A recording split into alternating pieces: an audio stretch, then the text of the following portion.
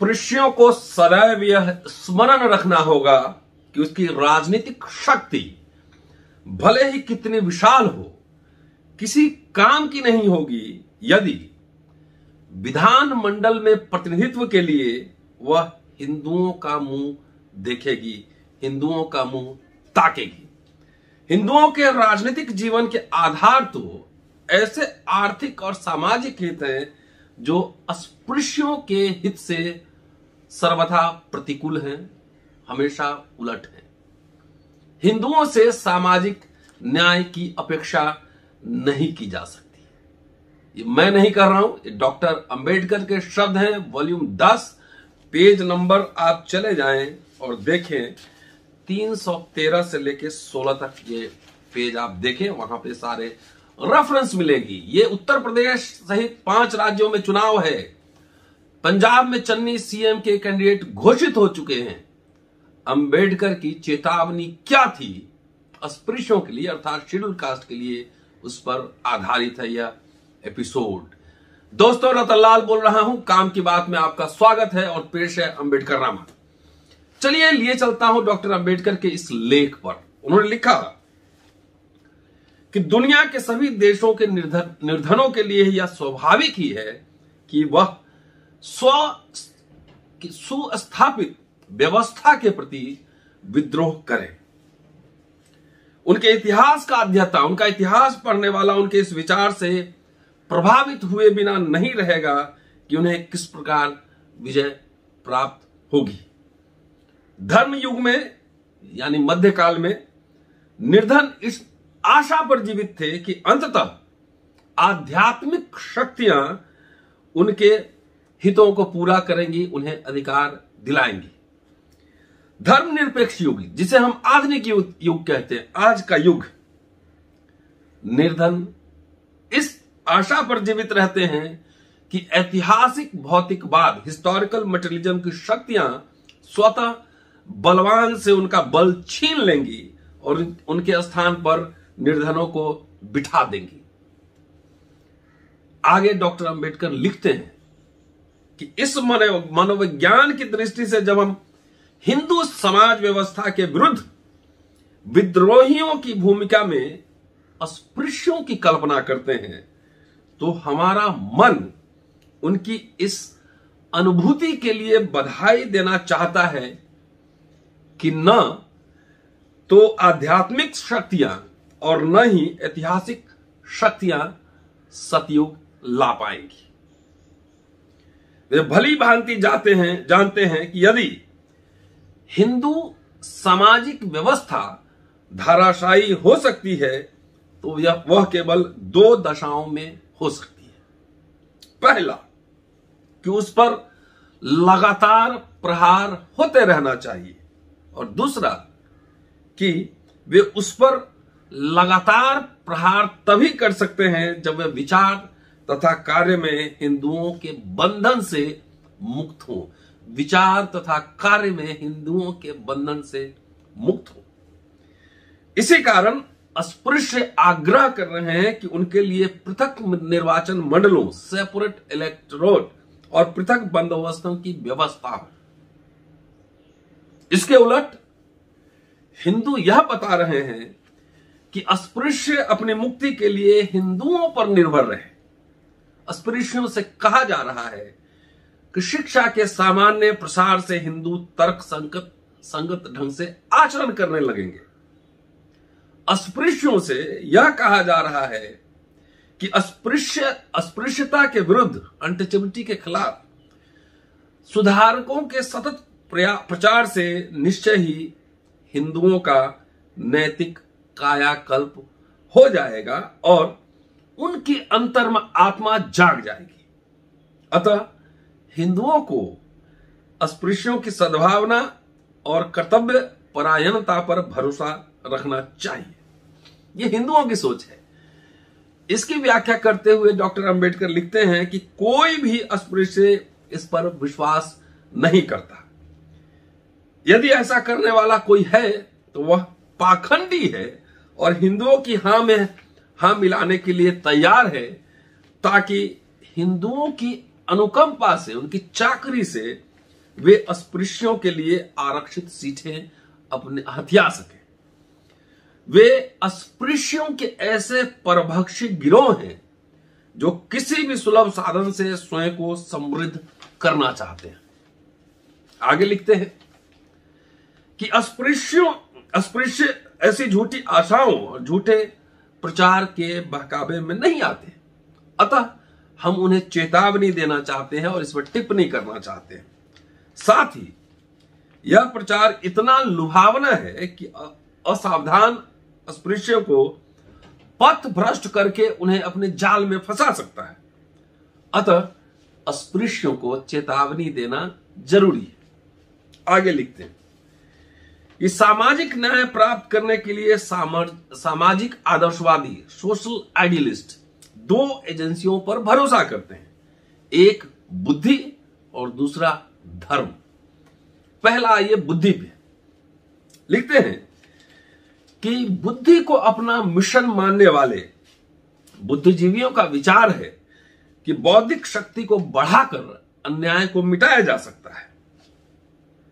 मध्य युग में सामाजिक अन्याय और अंधविश्वास का एक दूसरे से गहरा रिश्ता था। बुद्धिवादियों की यह सोच स्वाभाविक है कि अंधविश्वास मिटाने से सामाजिक अन्याय मिट ही जाएगा।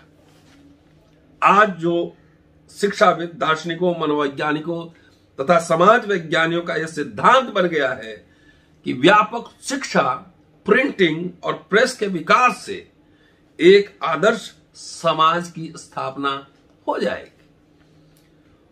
उसमें हर व्यक्ति इतना जागृत हो जाएगा कि वहां सामाजिक अन्याय होगा ही नहीं।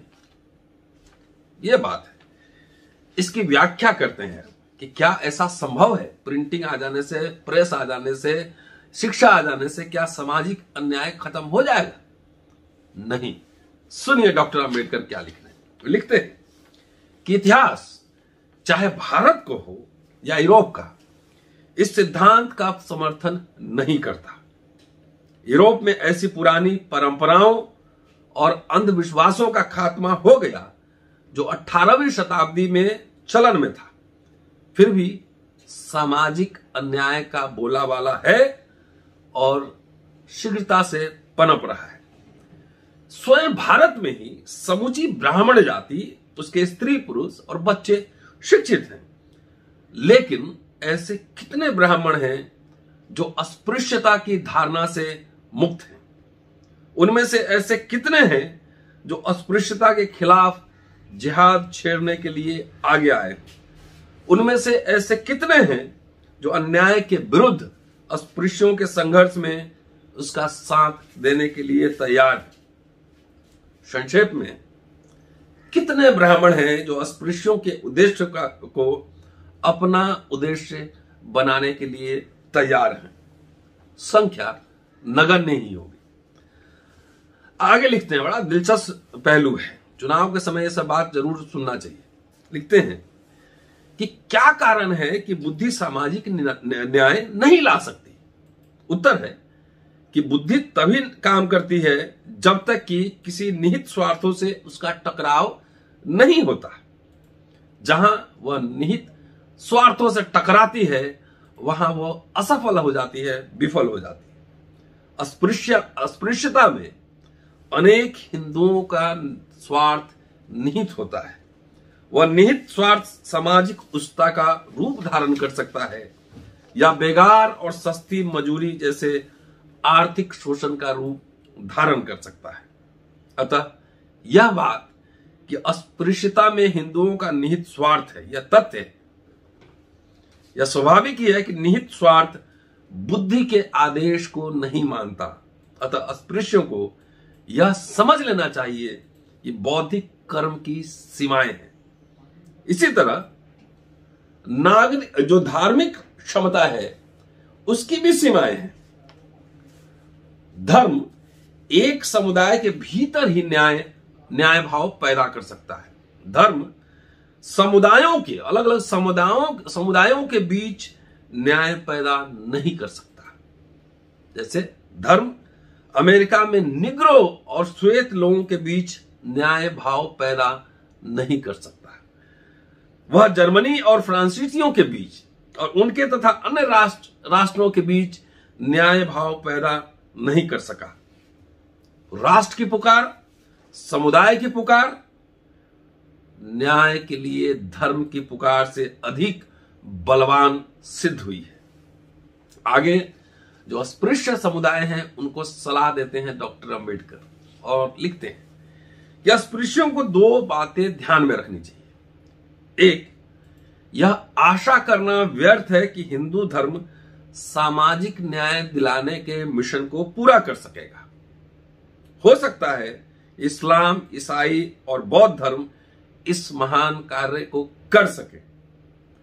हिंदू धर्म तो अस्पृश्यों के प्रति विषमता और अन्याय का जीता जागता नमूना है।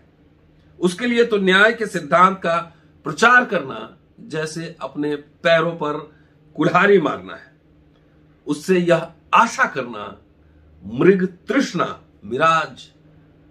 तृष्णा जैसा ही है। यदि मान भी लें कि हिंदू धर्म में इस कार्य को करने की, सामाजिक न्याय को प्राप्त करने की पात्रता है, तो यह संभव नहीं है कि वह इस कार्य को पूरा कर सके। हिंदुओं और उनके परिजनों के बीच जो सामाजिक खाई है, मतलब आपस में जो उनकी खाई है, उससे कहीं चौड़ी खाई अस्पृश्यों और उनके बीच में। धर्म किसी समुदाय अथवा राष्ट्र के भीतर कितना भी प्रभावशाली क्यों न हो, वह इन खाइयों को पाट कर उन्हें पूर्ण इकाई बनाने में अक्षम है। आगे लिखते हैं, दिलचस्प है, सुनते जाइएगा और शेयर करते जाइएगा। आगे लिखते हैं कि अस्पृश्यों के लिए यह आशा करना भी व्यर्थ है कि हिंदू सर्वहारा उनका मददगार होगा। और यहां एग्जाम्पल देते हैं यूरोप का, कि यूरोप में भी जो सर्वहारा मतलब वर्किंग क्लास समरूप वर्ग नहीं है, उसी तरीके से भारत में जो कम्युनिस्ट लोग आह्वान करते हैं, यहां भारत में भी वर्किंग क्लास समरूप नहीं है। उसके सामाजिक और आर्थिक हितों का टकराव है। ये यहां पर एग्जाम्पल देते हैं। अब कहते हैं कि अब अस्पृश्यों को क्या प्रयास करना चाहिए। लिखते हैं कि उन्हें दो बातों के लिए प्रयास करना होगा। वह है शिक्षा और ज्ञान का प्रसार। विशेषाधिकार प्राप्त वर्गों की शक्ति उस झूठ की वैसाखी पर टिकी रहती है जिसका प्रचार प्रसार वे बड़ी लगन से करते हैं। देख लीजिए आसपास चुनाव है, क्या क्या बातें सामने आएंगी। कहते हैं कि जब तक इस झूठ की कवच का भंडाफोड़ नहीं किया जाएगा, तब तक कोई विद्रोह नहीं हो सकता। इसके पूर्व किसी अन्याय, किसी कुरीति या दमन का प्रतिरोध किया जा सके, यह अति आवश्यक है कि उसके मूल आधार झूठ को बेनकाब करके उसे भली भांति पहचान लिया जाए। यह केवल शिक्षा के द्वारा ही हो सकता है। कि बड़े बड़े जो झूठ के दावे होते हैं, उसको जब तक आप प्रहार करके, नेस्तनाबूद करके उसको पोल खोल नहीं कर देंगे, तब तक आपका आंदोलन आगे नहीं बढ़ सकता है। और इसके लिए शिक्षा सबसे जरूरी पहल है। आगे दूसरे, उन्हें शक्ति के लिए प्रयास करना ही होगा। यह याद रखना होगा कि हिंदुओं और अस्पृश्यों के हितों के बीच वास्तव में टकराव है। शक्ति ही एक हित को दूसरे हित से प्रबल बनाती है। ऐसी दशा में शक्ति को नष्ट करने के लिए शक्ति चाहिए। शक्ति या तो आर्थिक होती है या फिर राजनीतिक, पैसा होना चाहिए या पॉलिटिकल पावर होना चाहिए। सैन्य शक्ति, मिलिट्री पावर आज के युग में शक्ति नहीं मानी जाती, क्योंकि वह बंधन मुक्त शक्ति नहीं है। श्रमिक वर्ग की आर्थिक शक्ति हड़ताल में निहित होती है। श्रमिक वर्ग के अंग के रूप में अस्पृश्यों के पास कोई आर्थिक शक्ति नहीं हो सकती है। और वैसे हड़ताल को विभिन्न तरीके से उसको दबाया जा सकता है। अस्पृश्यों की प्रहार, अगर वो हड़ताल करते हैं तो उसकी शक्ति बहुत ही कम है, अपर्याप्त है, कि हड़ताल करके सिर्फ आप नहीं जीत सकते हैं। तो इसलिए लिखते हैं डॉक्टर अंबेडकर कि अतः इस बात की पूर्ण आवश्यकता है कि अस्पृश्य यथासंभव अधिक से अधिक राजनीतिक शक्ति प्राप्त करें। जो भी राजनीतिक शक्ति वे प्राप्त करेंगे वह हिंदुओं की सामाजिक, आर्थिक और राजनीतिक शक्ति के विशाल भंडार को देखते हुए सदा ही अति अल्प रहेगी। उसी से तब भी आपको संघर्ष करना है। और कंक्लूड करते हैं कि अस्पृश्यों को सदैव स्मरण रखना होगा कि उनकी राजनीतिक शक्ति भले ही कितना विशाल हो, किसी काम की नहीं होगी यदि विधानमंडल में अपने प्रतिनिधित्व के लिए वह हिंदुओं का मुंह ताकेगी। हिंदुओं के राजनीतिक जीवन के आधार तो ऐसे आर्थिक और सामाजिक हित हैं जो अस्पृश्यों के हितों से सर्वथा प्रतिकूल है। शुक्रिया। Keep watching and sharing. Ambedkarnama काम की बात है। अंबेडकर साहब की राइटिंग पर पुनः वापस लौट आया हूं। थोड़ा मौसम ठीक है, अब थोड़ा सा इत्मीनान से पढ़ा जा सकता है। रोज 1-2 एपिसोड कोशिश करता हूं कि पुनः रफ्तार पकड़ाई जाए, अंबेडकर साहब को पढ़ा जाए और आपको सुनाया जाए। और आपका काम है सुनते रहना और शेयर करते रहना। Keep watching and sharing Ambedkarnama. अगले एपिसोड में आपसे फिर मिलता हूं। जय भीम।